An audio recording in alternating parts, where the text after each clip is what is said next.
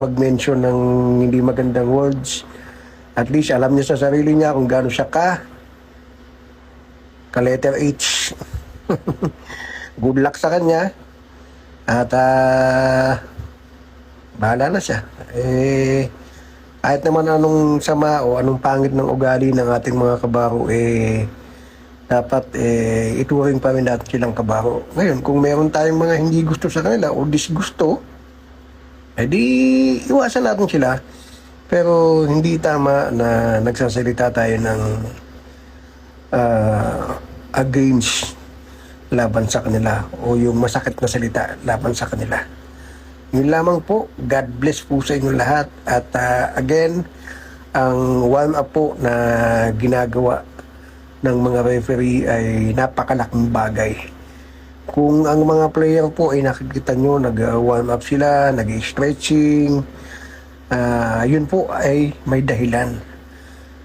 Iwas pulikat, iwas muscle stress, at marami pong purpose. At paalala po dun sa mga referee na mga I can say, and I will use the word na kinatatamaran yung pag-warm up at exercise, wag po.